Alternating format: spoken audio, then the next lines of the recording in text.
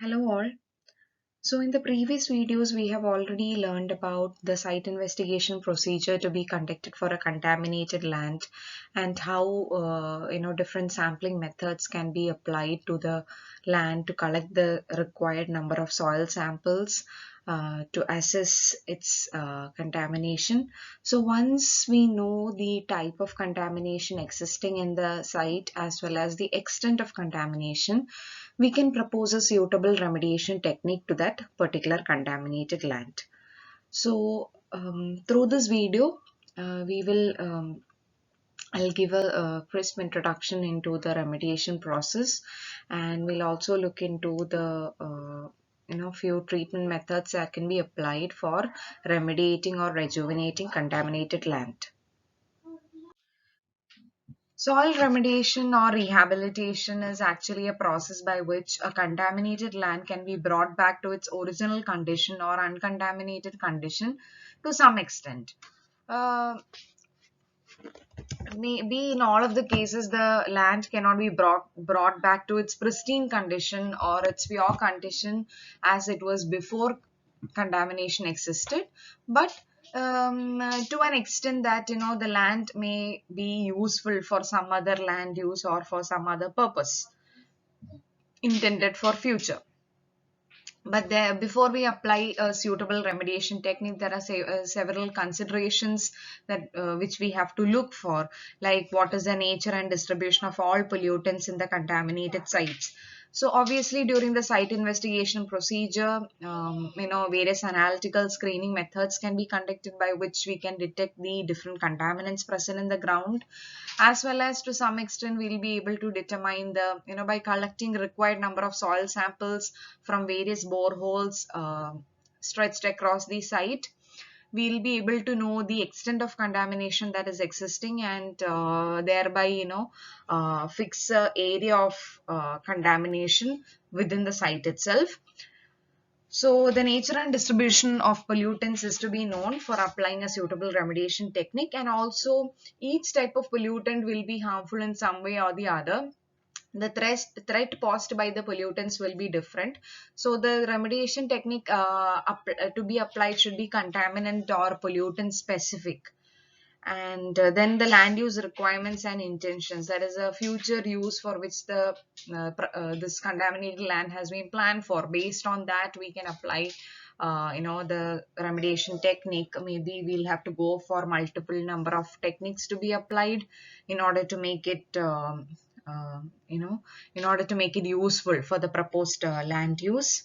Then zoning laws and regulations, obviously these will impact the different techniques which can be applied to the contaminated land. Now, based on the zoning laws, not all of the techniques will be advisable in the area.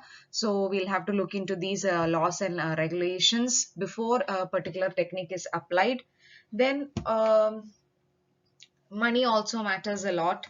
The economics of decontamination or pollutant removal has to be worked out at a very early at an early stage. That is just after your assessment of samples are done, and once you get an idea about the nature and distribution of the pollutants or the extent of contamination, then we can decide on a number of remediation techniques which can be applied, and then work out the economics of it, work out the cost individually for all of the techniques proposed, and then we can come up with a suitable technique. Then technology available and efficiency, timing, etc. Obviously, the money to be spent and the time to be taken depends upon the final purpose the land has to serve, and how early you want the remediation to get done, or whether there is enough time for the remediation to be practiced in the land. It all depends on that. So while you're working out the economics or cost of each remediation technique, then parallelly the efficiency of each technique as well as the time involved for each technique to remediate the land can also be worked out and then compared with each other, and finally we can narrow down onto a specific remediation technique. Then the risk associated with each technique. Not all of the techniques can ensure entire contamination removal from the site. And then some techniques, what happens is that it may leave some consequences uh, for future. So all of these considerations have to be made regarding each of the remediation technique that we are proposing to conduct in the contaminated land. So now, treatment technologies which can be applied to the contaminated land, it can be categorized broadly into three. Either it can be an ex situ treatment where you can just excavate the whole contaminated soil and take it to somewhere else where, a contaminant specific treatment technology can be provided. And then once the soil is treated, it can be brought back to this land and filled properly in an engineered fashion. Then in situ treatment is there are some treatments which can be applied on the site itself. Either in the site you will have a separate treatment plant.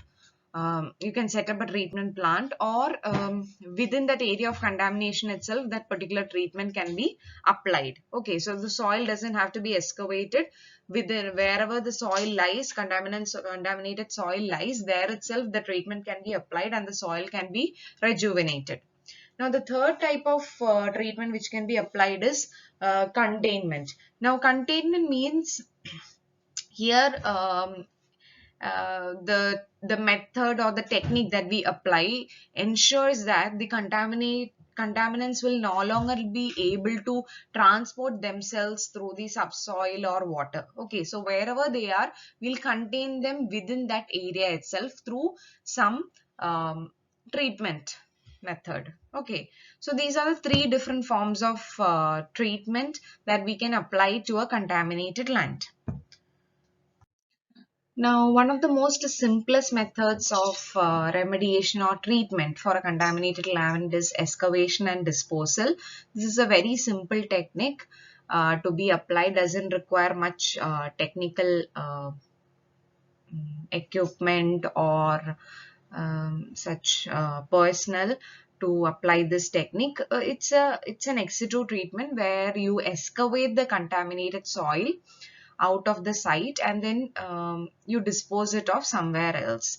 It's not an ex situ treatment actually. It's just a way of disposing the contaminated soil from the site. Okay, so once you have identified the extent of contamination within this land, then that whole of the contaminated soil can be excavated from this site, and then a suitable disposal location can be found for this contaminated soil where it can be safely disposed.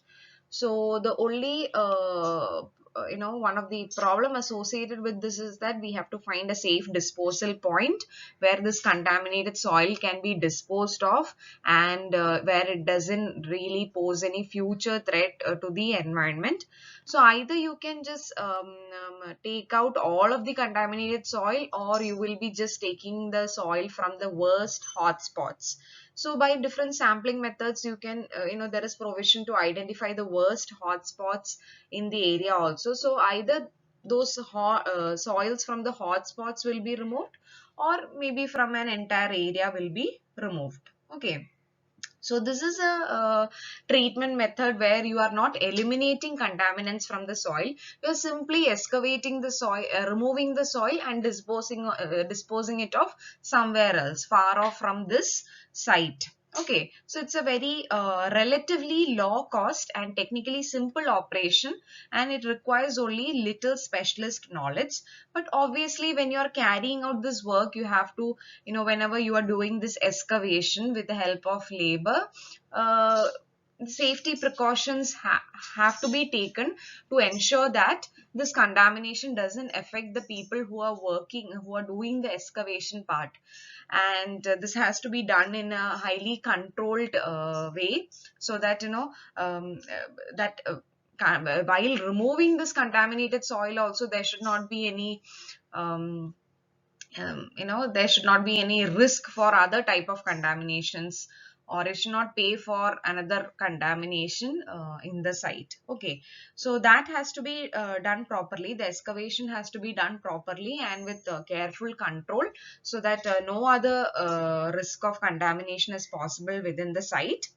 And once you have taken out this contaminated soil, then the same spot, now it's an excavated spot, it has to be filled with another soil, okay, which is clean and inert. In general, we can call that that whichever replacement fill are we are using to fill this excavated portion, it should be clean and inert. Okay, and it should be placed in a very engineered fashion in that excavated area, because it should have sufficient grading characteristics as well as sufficient compaction characteristics. It should be filled properly within that excavated portion, so that no subsidence problems occur in the future.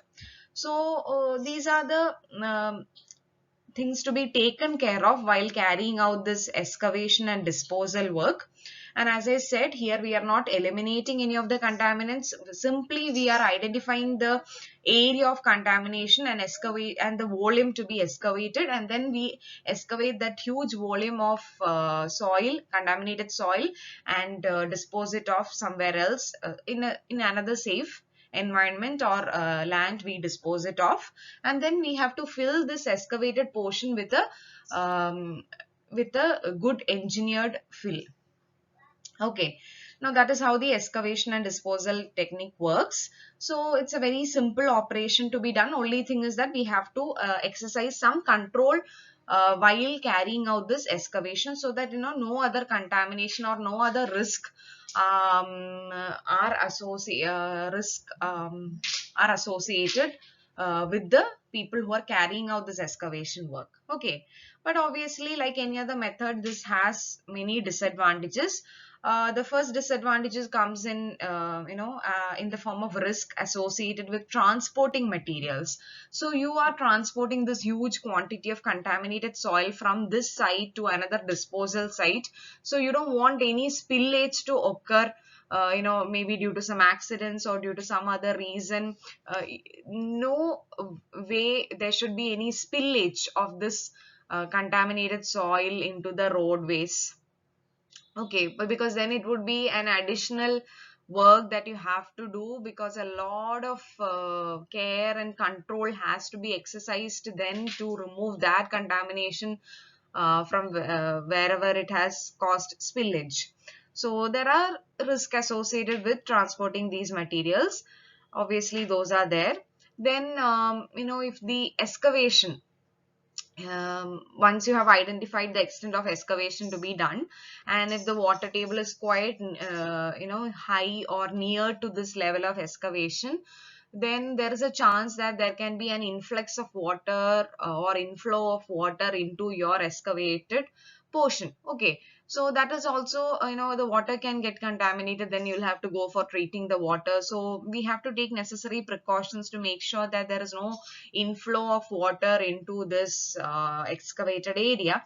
So those sort of precautions have to be taken. And even if the water, there is an water influx, we have to make sure that the water is collected and properly treated. Okay. And then sometimes, even though we have identified the extent of contamination, but only once you start excavating, then only we will know the actual level of contamination or actual extent of contamination existing in the area. Because all other the extent of contamination previously was found out by various other methods, but the real picture can be known only once you start excavating and seeing the subsoil by yourself.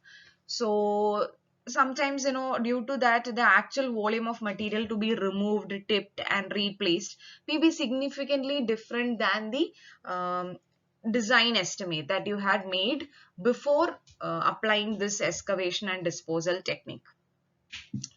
Then one more disadvantage that is associated with high water table is that once you have excavated out the material, and then what you have to do is you have to replace the soil with a clean engineered fill. Okay, now while replacing or while putting another clean fill into this excavated part, we have to make sure that there is no influx of water. Okay, so for that proper barriers have to be put around this area of excavation, and we have to make sure that this newly filled soil is not affected by the inflow of water. Okay, so that is also the risk associated with high water table. And then another disadvantage is that once you make an excavation, or before you make an excavation, you have to look into the nearby structures, adjacent structures, because once you make an excavation, there is a risk associated with other structures. There can be slope stability problems also if the excavation is left unsupported for too long. So before we make an excavation, we have to look into the adjacent structures and then provide the necessary supports for it while carrying out the excavation, and until we replace it with the suitable fill. Okay, now this method is only suitable, or if the quantity of earthwork to be excavated out of the site is quite shallow, and the extent of contamination is quite shallow, and the quantity involved to be disposed of is quite low. Because if the volume is too high, then this will not prove to be an economical method and will not prove to be a safe method also. Okay. Now, the next type of treatment which can be applied to a contaminated soil is soil washing. Now, this treatment can be either applied as an ex situ treatment, where you have to take out the contaminated soil off-site and take it to some other suitable soil washing treatment plant, or there are mobile soil washing treatment units which can be installed in the site itself, if the site has the provision to accommodate such soil washing units. So if the soil washing unit is installed inside, then there are many advantages associated with it. But if the site doesn't have the provision to accommodate, then you have to take it out off site for the treatment. So this is basically a water-based process using particle size separation. So you will be trying to bring down the volume of the material in such a way that all those contaminated material will be removed, and then finally you will be able to recover a substantial portion of the original ground material as clean soil. Okay, so from the amount of contaminated soil that you have taken in for soil washing treatment, the volume will be reduced drastically, and then what you recover will be finally a portion of clean soil. Okay. Now, the principle behind soil washing is that, see, most of these contaminants will have high affinity towards finer particles. Okay, why finer particles is because of their mineralogy and because of their high surface area. These contaminants, all the heavy metals, organic chlorides, etc., they will hydrocarbons, they will be having affinity towards these finer particles. So most in the target also in soil washing will be to remove these finer particles to which the contaminants are strongly attached, because even by soil washing also we will not be able to remove the contaminants from the finer particles. So the finer particles will be mostly removed out of the finer particles with the contaminants will be mostly removed after the complete soil washing is done. Okay, and this can be applied to a wide range of contaminants, like from heavy metals to hydrocarbons to organic chlorides. So it is suitable for many sites. The soil washing technique is suitable for many sites because of its applicability on various types of contaminants. Okay, now there are two cleaning aspects to it. First is the actual removal of contaminants from the surface of particles. So you are going to, the particle will be, the soil will be subjected to, physical processes like sieving, scrubbing, flotation, and some chemical processes where, you can use some solvents to remove these contaminants from the surface of the particles. So the two cleaning aspects that, either you can get this contaminants removed from the surface of the particles, that is only in the case of coarser particles. Whereas in the case of finer particles, where you will not be able to apply any of these physical or chemical means to remove the contaminants from the surface, you will just simply discard of or you will separate out the finer particles with the contaminants as such from this soil portion. Okay, whereas for coarser particles, by means of some physical and chemical means, the contaminants can be removed from the surface of the coarser particles. Now, the soil washing process has three main stages through which the contaminated soil goes through. There is a feed preparation stage, the washing stage, and dewatering stage. Now, in feed preparation stage, what happens is that large clots of soil will be broken down. Okay, so obviously it's a pre-treatment that is given before you feed the soil into the proper units. So you are breaking down the particle size here. So all the clots or lumps of the soil will be broken down, and then we have to remove all the debris like the non-soil materials like wood, metal, etc. from this contaminated soil samples.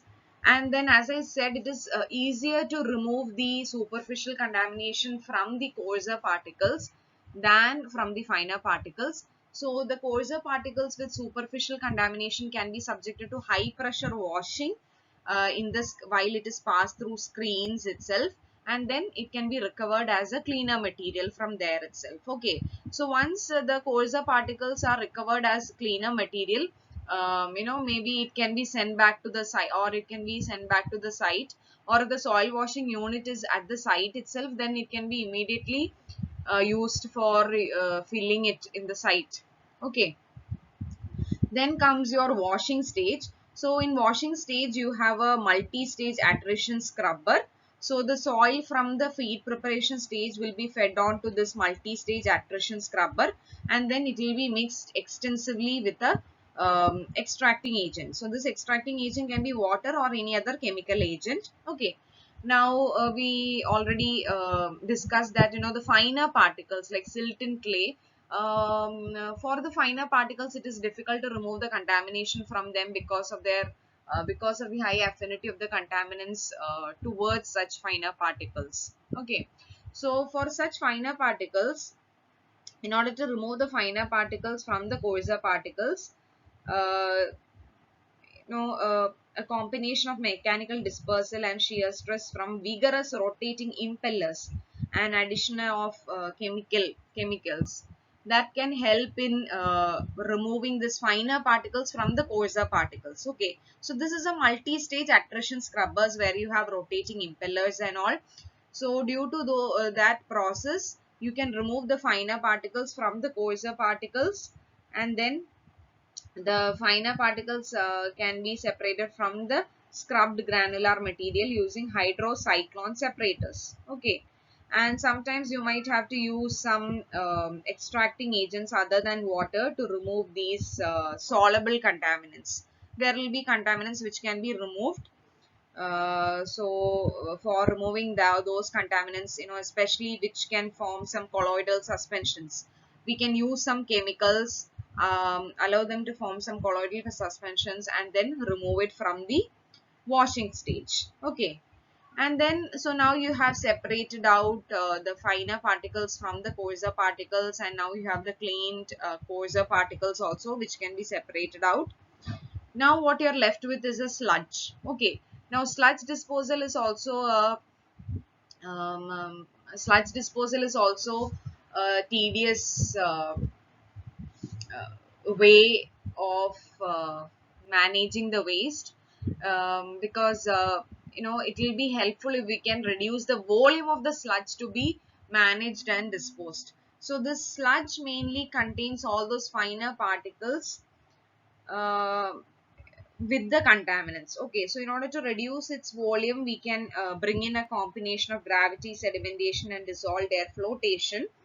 Okay, then we can even use some coagulants or flocculants which can enhance the separation process. So thereby we'll be able to remove most of the from the sludge, finer particles from the sludge. Now the resulting sludge represents the bulk of the residual contamination from the plant. Okay, so if we look into soil washing in a general manner, it is mostly the coarser soils which shows a great potential for remediation, through washing than the silt or clay soils. Okay, and to enhance this soil washing process, we can either use water as the extracting agent, or we can even use some other chemical solutions as the extracting agents. Okay, now soil washing, as discussed, can be applied to remove many types, many range of contaminants. So, and for the same reasons, it is suitable for different contamination sites as well. Okay, so this is a typical flow diagram for a soil washing, showing the excavation stage, then the pre-treatment stage, and then the washing stage, and then finally what you will have is the contaminants and the sludge, which has to be further taken for treatment and disposal. Okay, so this is all about soil washing. And as I said, if you have a soil washing plant at the site itself, if a mobile plant can be installed at the site, then many of the cost cutting can be done there itself. Okay, and there are other advantages, like you can immediately take the cleaned soil fraction back to the site and fill it, use it as a backfill, or if a suitable plant is not available to be installed in the site, then the whole of the contaminated soil has to be taken out for off-site treatment in another plant. So this is all about soil washing. Thank you.